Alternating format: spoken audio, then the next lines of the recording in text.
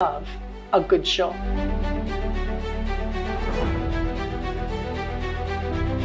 With me today, I have Mr. Michael Myles. I told you Michael would be on. And today we're going to talk about some of the challenges that Michael endured to get to where he is at now.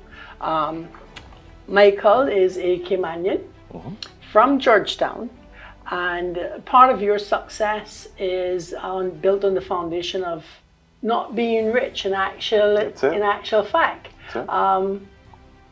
You obtained a scholarship to a university overseas and got your bachelor's degree in social work, and you did that for about 30 years. Mike, would you please tell us some about yourself? You know, I've been privileged. I grew up in a very small community of central Georgetown. Harlem is where I grew up, and I consider myself fortunate to have grown up in that community, because I grew up at a time in the 70s, 80s, and 90s where people cared. You know, people loved on each other, people disciplined, people encouraged, you know, people looked out for you. That's the community that I grew up in. I grew up in a single parent home, and with a mom who also demonstrated what hard work is. So I consider myself very fortunate. Certainly disadvantaged, but it made me stronger, and she never made us believe that we were ever disadvantaged, because I can tell you I never thought about where my next meal was going to come from. I never thought about if I was going to be homeless or not, but I knew that my mother worked hard. I knew she worked a lot of long hours, and I knew she had a dream of protecting her family. She continues to be the matriarch of her family, and continues to do exceptional well for me. Now as a grandmother, she continues to support me with my family and her brothers and sisters. But the community that I grew up in was very tight-knit, where anyone at any time could discipline you. And I don't mean discipline you like beat you, but chastise you, could address issues, you know, could contact your family. And, you know, we grew up in a time where there was no cell phones, and the average person didn't have a house phone, right? So people knew everything about your community. I chose social work because I wanted to serve. That's what I have done. I have served in a number of different capacities.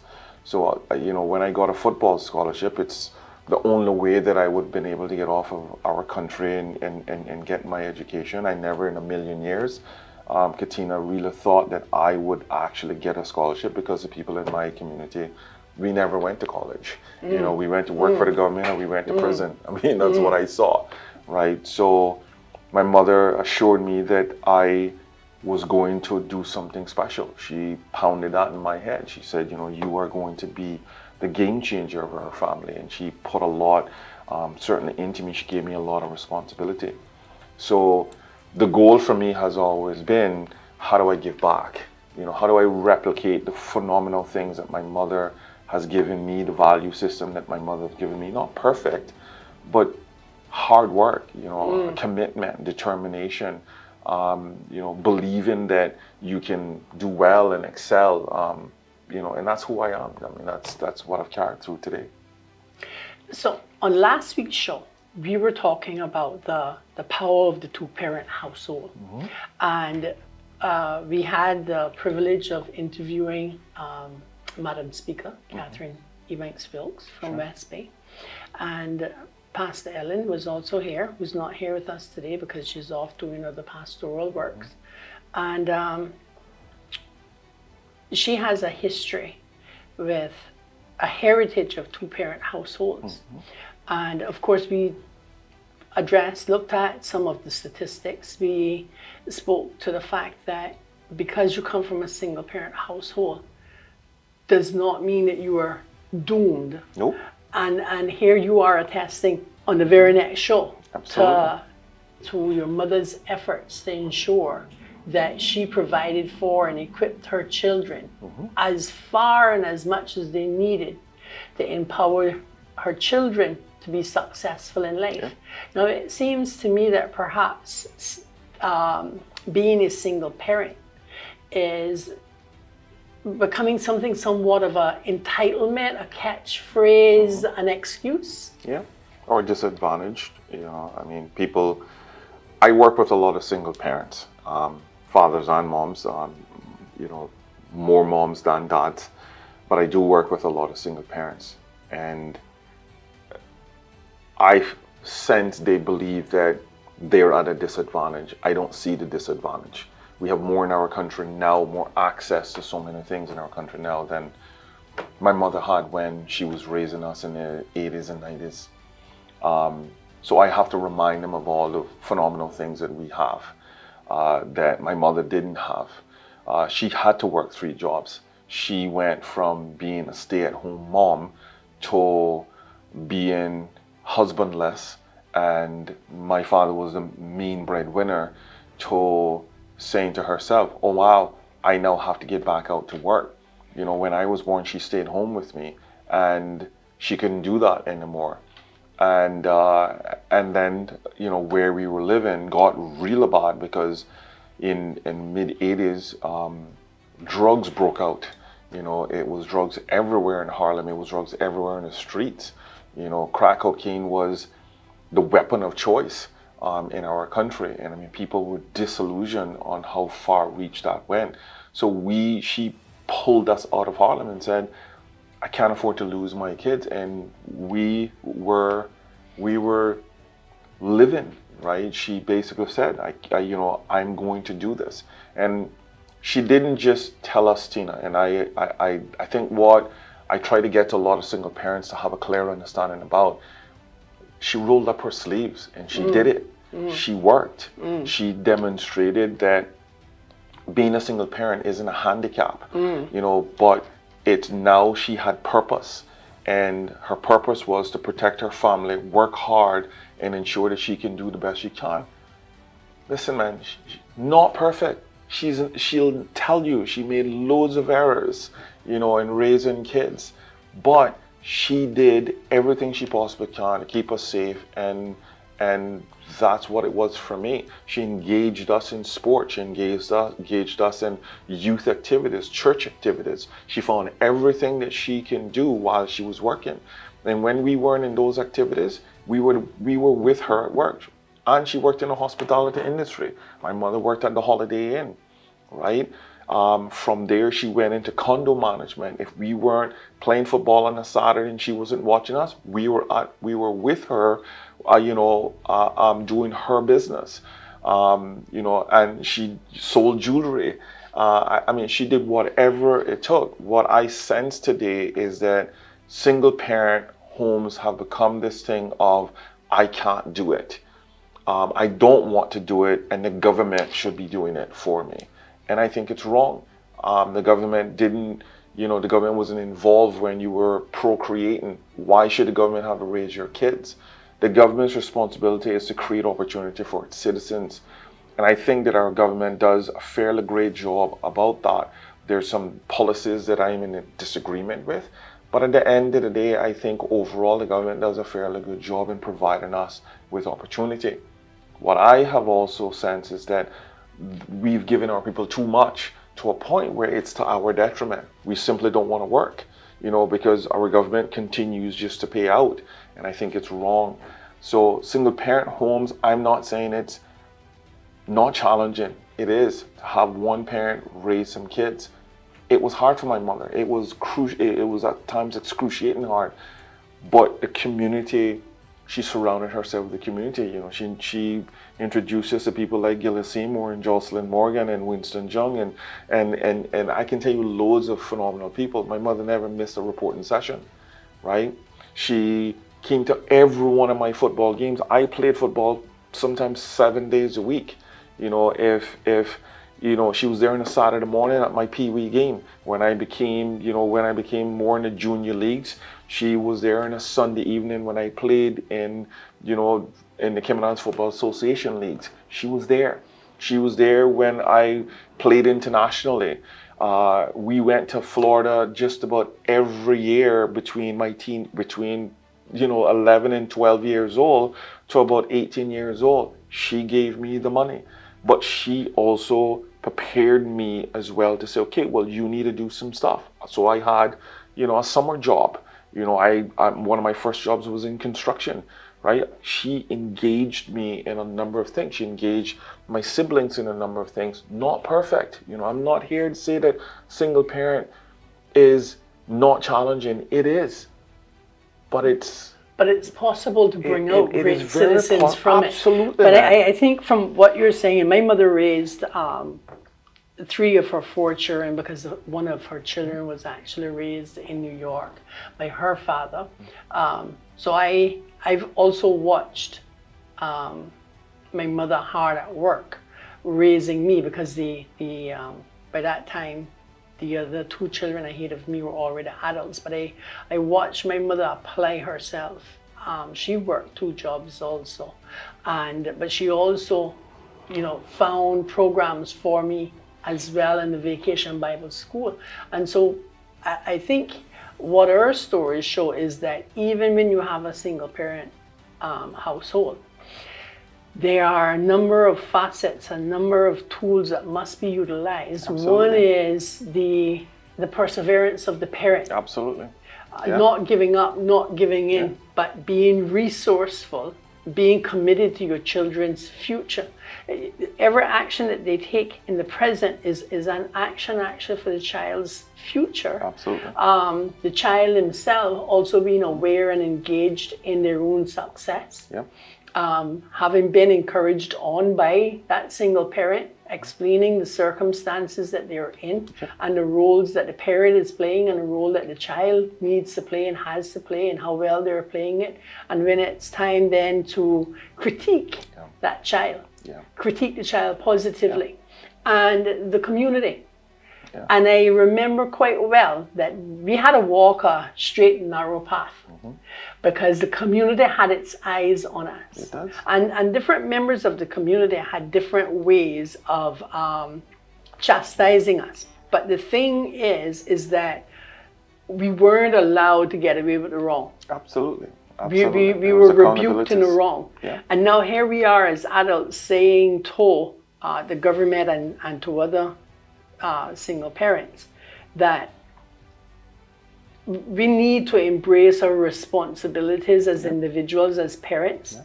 The government has its responsibility towards every citizen in this country, but parents don't have the right to throw their kids on the government and expect that the government must provide programs and must provide resources.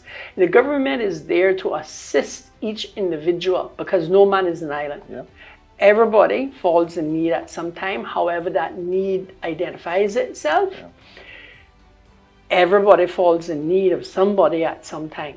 The government has set programs up, put systems in place to assist each citizen to be able to get back on their feet and to progress as an individual. I know we have our challenges in the employment industry and lack of training and so on, and I know we're going to get around to that in just a few minutes.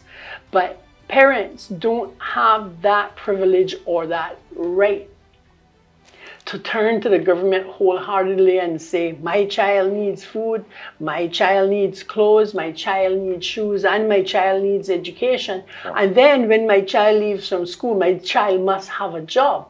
What you're actually saying is, I am not capable of being a parent when you throw yourself back and throw your children into the care of the government system. One of the things that my mother have allowed us to do is fail. And sometimes that was the lesson. She taught me, I was put on I was telling our new group this week that this woman had so much confidence in my ability, certainly saw something more than I saw, that I had just turned 17. In 1990, I graduated from high school, the Caymanian High School at 16 years old, and I had just turned 17 when I caught a flight in January. She put me in a plane to go to Kentucky to start my bachelor's degree. She didn't visit the school. She didn't talk to the coach. We got letters. There was no email. We didn't have no computer. There was no, I spoke to the coach a few times on the phone. But she put me on a plane and said, go get your degree. She had that level of confidence in me. She visited the school probably 2 years after I had finished my freshman and sophomore year, when she actually came to the little town in Kentucky that she had to catch 2 planes and drive over 2.5 hours. Right? That's the level of confidence. But she allowed me to fail, and she allowed me to learn from those failures. As a man, I have failed many times, but I believe that the foundation that she built for me allowed me to pivot, always pivot back. I was teaching our young folks this week that, just as I've done multiple groups, parents' responsibility is to give their children that foundation. Allow them to fail. I allow my daughters to fail because they need to have, you know, and failure in a more manageable way. Now, I'm not going to allow them to OD, you know, or do something crazy and off the wall. But kids need to learn levels of pain, because as an adult, when you can't get up after being kicked down, that's a major concern. And that's what's happening today, Katina, is that we are raising a number of young people that the parents of today are protecting every possible angles that they don't want their kids to feel any pain. You know, well, I'm a single parent, so I need to give my kids everything. I need to overcompensate now. So that's what I see a lot of, in particular, single parents are doing. My child need a $150 parachute because the kid in the 2-parent home have that. My child need a $1,200 video game because the other kid in the 2-parent home has that. And then when their kids aren't doing well academically, when they're not engaged in anything that's productive, then it's the government's responsibility, or it's, you know, the neighbor's responsibility, or it's social media's responsibility, and so forth. Whereas I'm not here to give my kids everything. I'm gonna take care of their needs, but the things that they truly want, they need to work hard for that stuff, because I need to work hard for my stuff as well. And I think that that's the message that I consistently give single parents. Your kid don't need the $1,500 cell phone. If they want that, they need to get a summer job.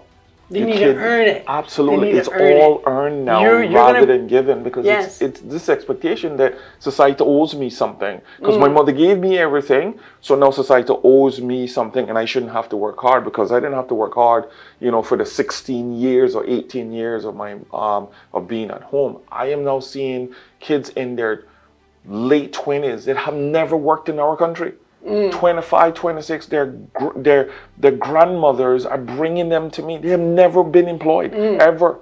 And I'm like, how do you live? And I'm like, well, you know, my grandmother gives me money. For 15 years? Really? Wow! That must be amazing, right? Now, overcompensation and creating emotionally fragile individuals who can't handle when you say no, when I say no, when someone else says no, and the sense of entitlement. And I think, Mike, that what is happening a lot in our society today, because of this overly protective approach that's happening. And I know that there are a lot of variables today that our parents didn't have to calculate. For example, we didn't have social media. We didn't have cell phones. We didn't have Jordans. So all of that competition and those influences, they were out the window. And most families didn't have TV. So parentage today has some elements to it that our parents didn't have to endure.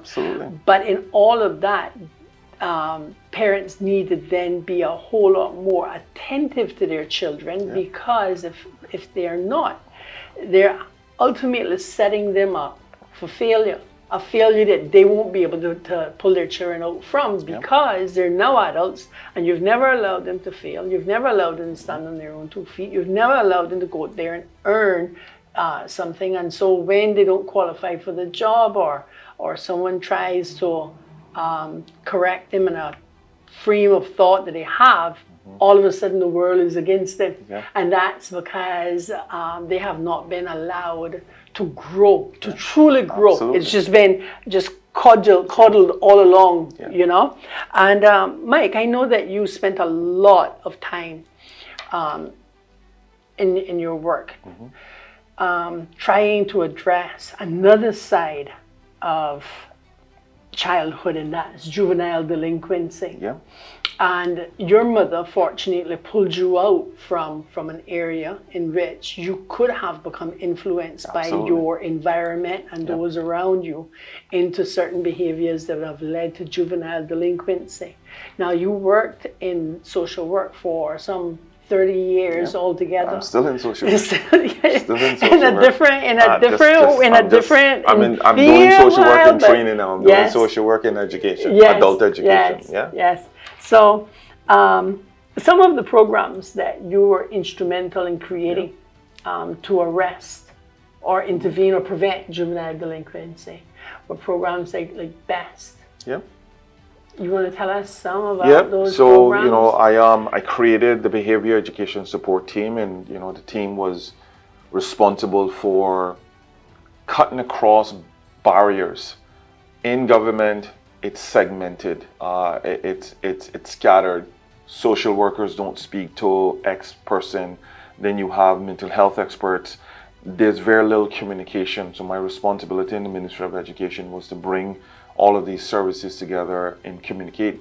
For instance, the police department visit many of our homes, in particular of our most vulnerable families, but we never tap into the police department to be part of meetings to talk about the vulnerabilities of a lot of our children. We missed that opportunity.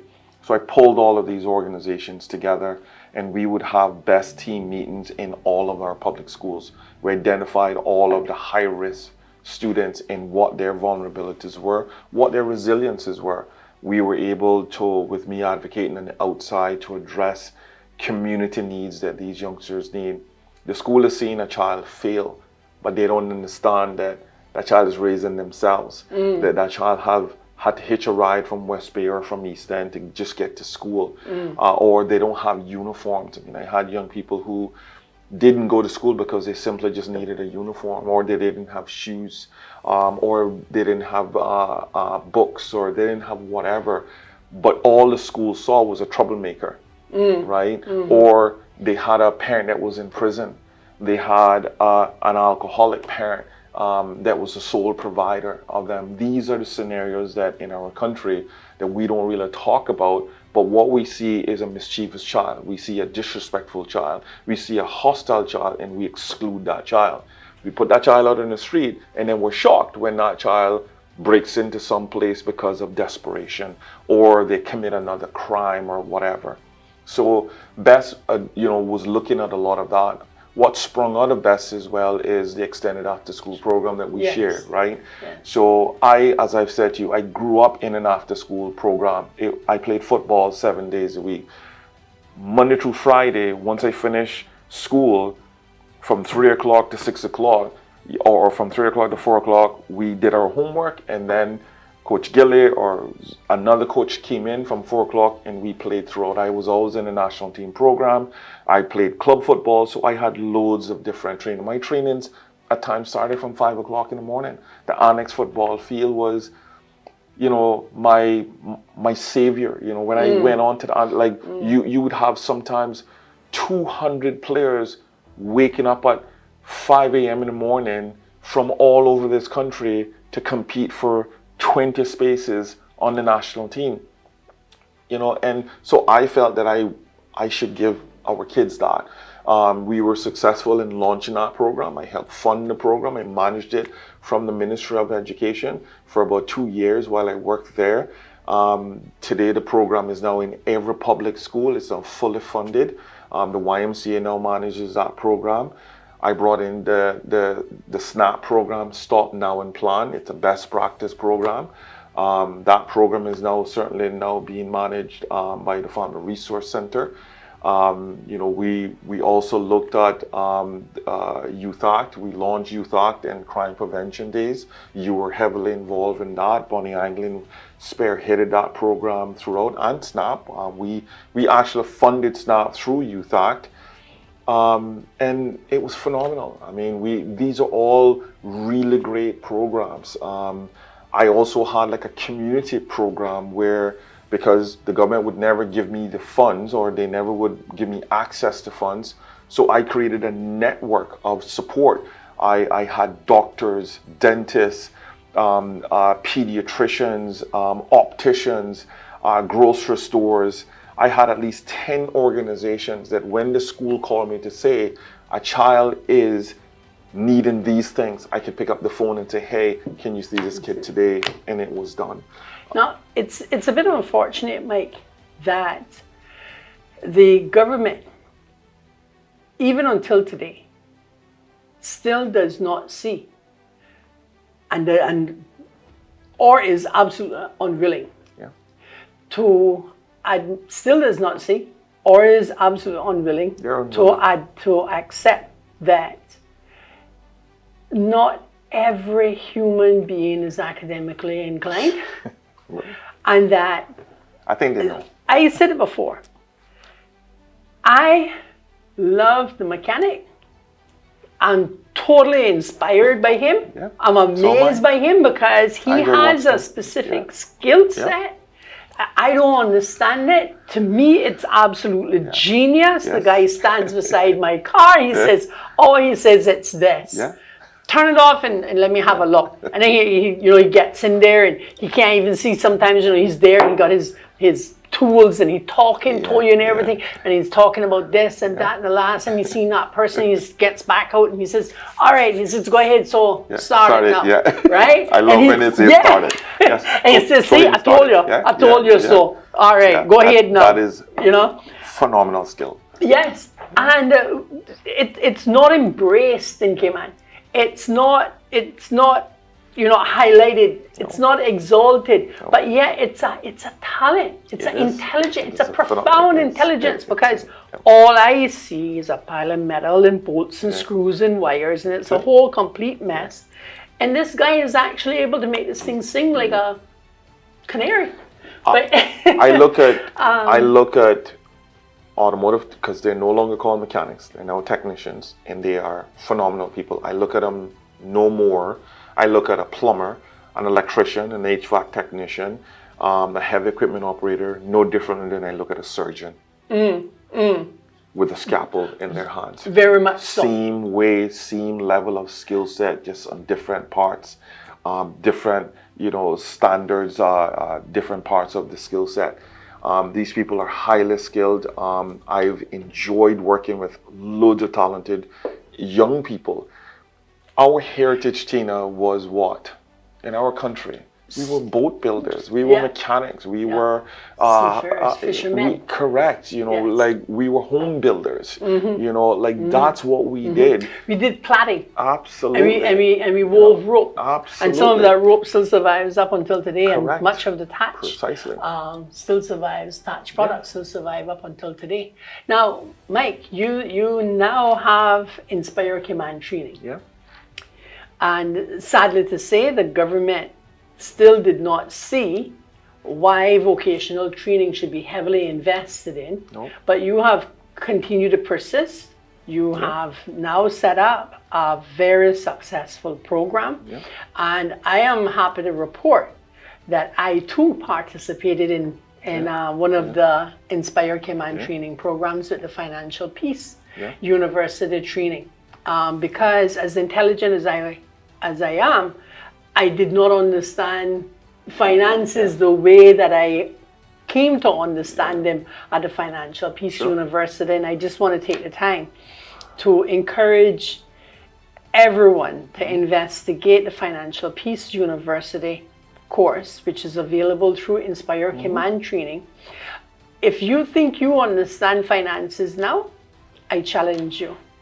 And if you're having financial problems, I encourage you to investigate, participate in the Financial Peace University course. Yeah. But tell us some more about Inspire Cayman Training. As I've told you, and certainly our listening audience, I've been a social worker for over 30 years. I've done social work in many different settings, from the private sector to the public sector, always supporting and serving people. That's who I am, because so many people have served me. Inspire was born out of frustration. I worked in the Ministry of Education for 6 years. I worked specifically with at-risk children, you know, creating these programs that you and I were involved with, BEST, the Extended After School Program, Youth Act. None of it was really funded primarily from the government. Right, We always, right. Bonnie and I was always looking funds, but we were always dealing with public school kids because those were the youngsters that needed our support, Yes. needed our service. I got tired after I started to get very frustrated between 2015 and 2016 that we weren't doing enough. And I got also frustrated that one of the biggest issues that I saw happening were we had too many kids going to prison. Yes. We had a pipeline from John Gray, Clifton Hunter, and Suffolk right into Northwood Prison. You asked earlier about the whole levels of at-risk and juvenile statistics. I tracked over 180 students who had committed crimes as juveniles. The government knew this because I shared all of this data with them. I tracked them through our juvenile system, and what became very apparent is all of these, at least 80% of these youngsters were also committing crimes when they hit 16 or 17 years old or 18 years old, and now they were now in the adult courts. I shared all of that with them. What broke I would say what the straw that broke the camel's back for me was I tried to get another program, a diversion program, to stop this from happening, because what was happening is that let's say a kid would do some sort of petty theft. He'd be arrested by the police department. He will then end up in youth court. A social worker will then be provided to him. He had all of these services, but he'd be prosecuted. So now he's already in the system. That kid is now a criminal. I wanted to stop that. I wanted that if that kid was found, let's say, shoplifting or something like that, we will divert him towards the services that he needed. He probably needed to be fed. He needed to be in school. Why was he suspended? Let's look at all the risk factors behind that. In 2017, I left Inspire and I transitioned to Hope Academy, and it was probably the best decision that I made because I saw education at the highest level. It restored faith that education could actually work. But I was frustrated because loads of the youngsters that I had worked with in the public schools were going to prison. They were consistently going to prison, and I became bitter, and I kept on complaining about it. And my wife got tired of hearing me complain about it, and she's like, "Dude, you need to do something about this. You know, like you need to do something." And I kept on saying, "But I don't have any money." And then she was like, "We do have money. Use the money for good." So we coupled our money together. I used my own personal finances. I was managing the skate park. That's another program that I've taken over. So I took over the skate park.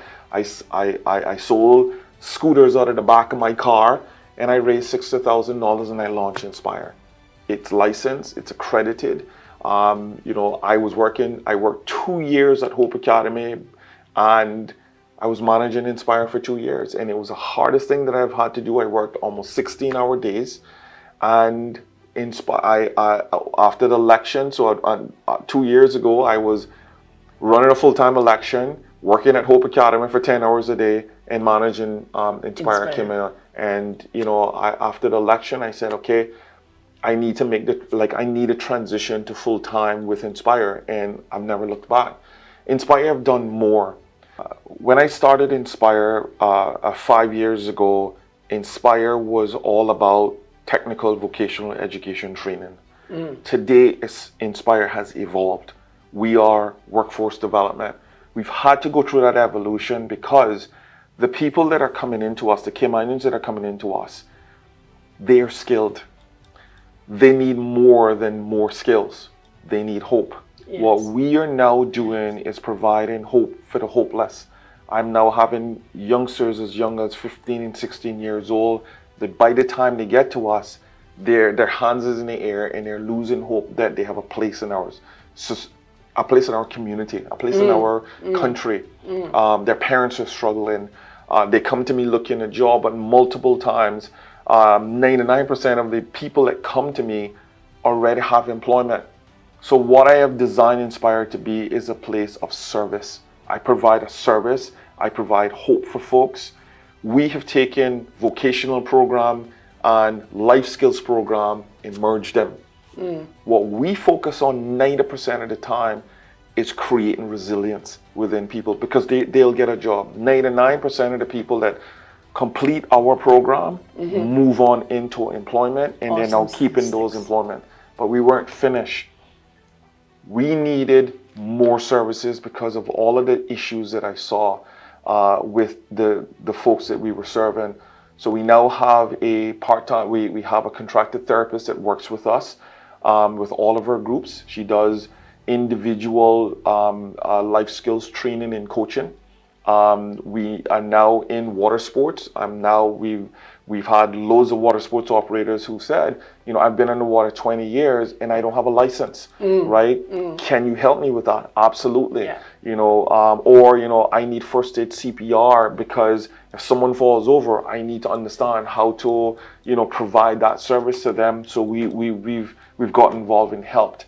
You know, the course that you went through, that's now embedded in all of our full-time courses. Okay, so now we've gotten you a job, but you're still receiving assistance from NAU because you're not managing your money well. So we are now teaching people how to live on a budget, you know, how to look at health insurance different, life insurance different, how to look at your pension as an actual strategy for you to retire with dignity.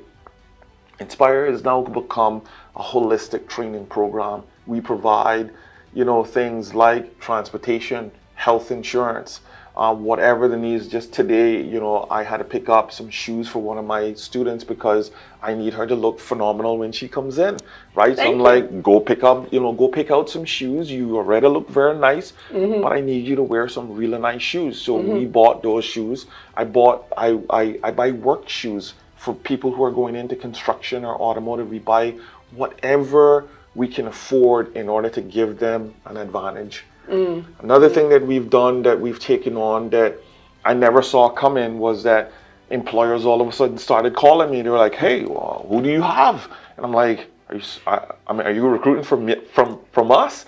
And all of a sudden, you know, we now have at least 30, you know, organizations that are calling me saying, hey, I'll take a kid from you any day because I know the kid's going to show up for work, because we pound that through them.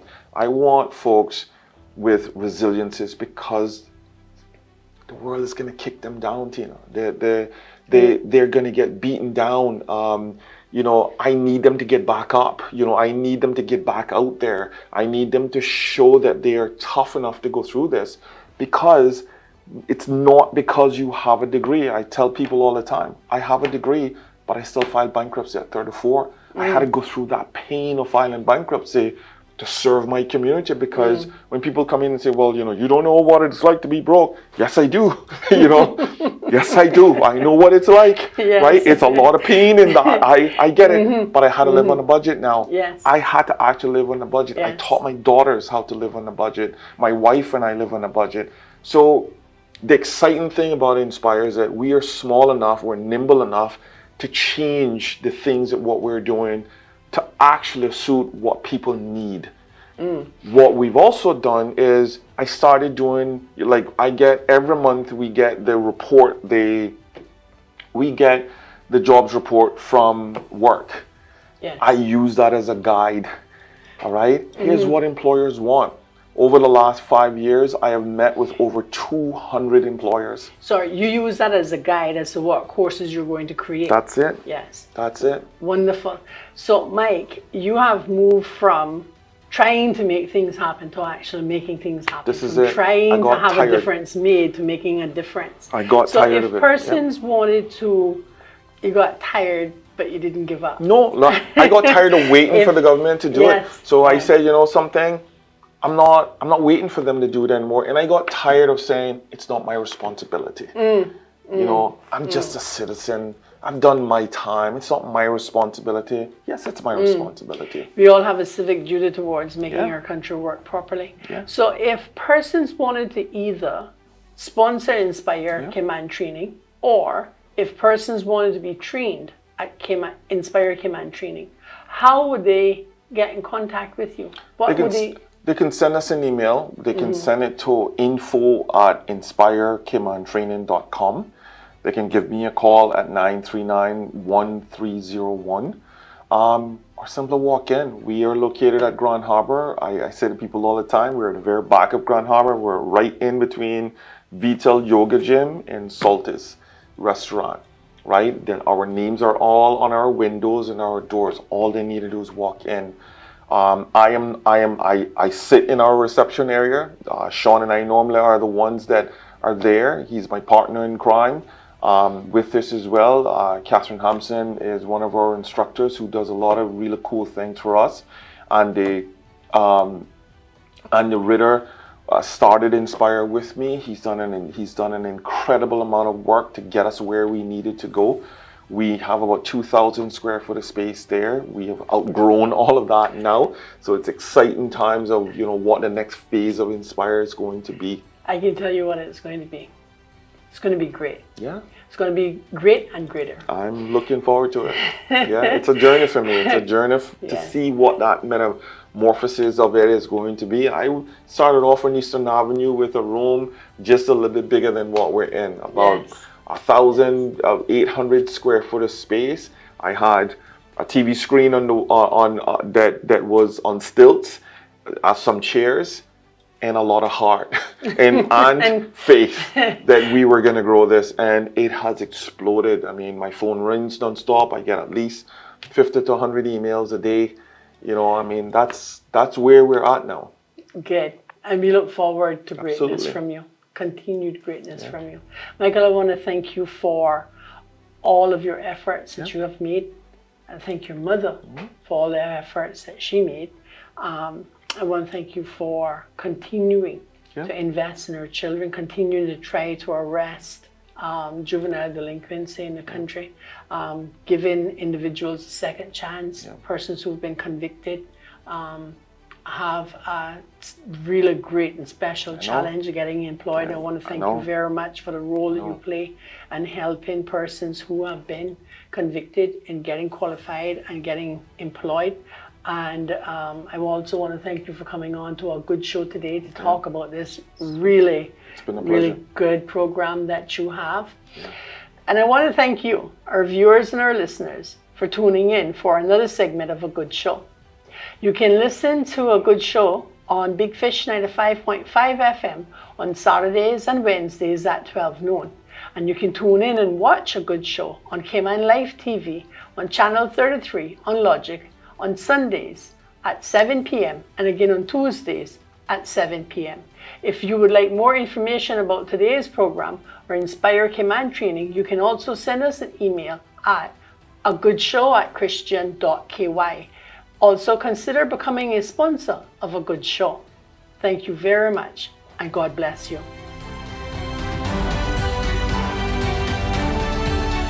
A Good Show is proudly sponsored by H. Philip Ebanks, Attorney at Law. For all of your legal needs, Philip Ebanks, Attorney at Law.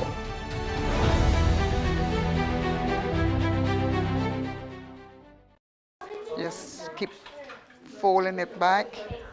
Then you cut like this. This may be new to some of these children, but here in Cayman, it is as old as time. Can't miss it. Let's see if we can do it.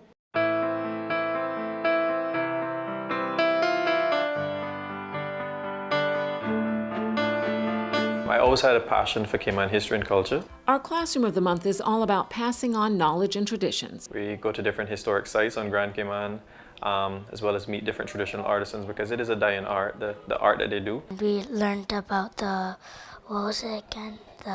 mission house, about like the woods and the old antiques and the olden days when they bathed and stuff. So you have to pull it tight. During our visit, the Cayman Islands National Museum Immerse Summer Camp has older Caymanians working with the campers, teaching them how to plat thatch and how to make nets. Always keep him this way. And there is something about the hands-on nature of learning this that develops a sense of appreciation for the skill, determination, and creativity of Caymanians throughout our history. Put your finger on it like that. It's kind of hard for me, to be honest. And for the thatch, it's also hard because I don't know how to bend the thing when you do it. You catch this and you pull this, And you put your finger right there. I think, with a country with 135 different nationalities, it's so easy for our own culture to be diluted. So it's very important for us to be proud of our rich heritage and culture and preserve that. But you're doing good. The camp is now in its 7th year of immersing children and young people in Caymanian history, environment, and culture. And you keep pulling it tight. It's almost gonna die out and no one's gonna do it. One more with this. If you keep on doing it and stuff, it'll still stay alive. Put the sun back underneath here. One of the presenters were telling me that we only have about 10 Caymanians that are able or understand how to thatch. And I was quite surprised by that information. And so I think it's very important that we continue our heritage and we teach our younger generation about our heritage, because they are the ones that will carry on into the future. Well, it's true. Congratulations to the Cayman Islands National Museum Immerse Summer Camp, our Classroom of the Month.